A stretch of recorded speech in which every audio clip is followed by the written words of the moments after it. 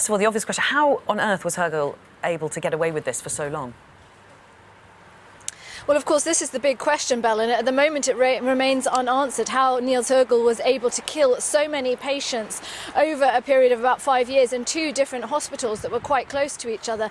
And in fact, Hergel's killing behaviour was only brought to an abrupt end when he was discovered, caught in the act by a colleague in 2005 who came across him injecting a deadly mix of drugs into a patient.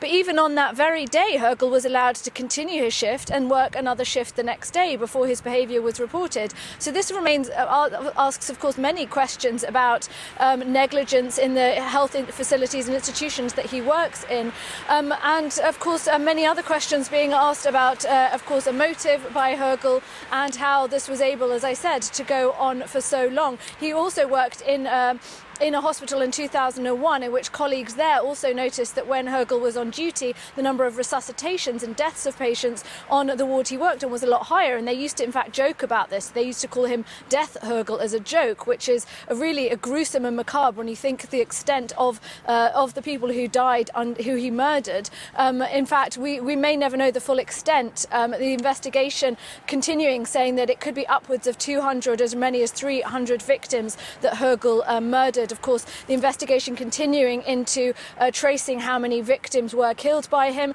and also, of course, a separate investigation into whether there was any negligence or complicity by the health institutions that he worked in.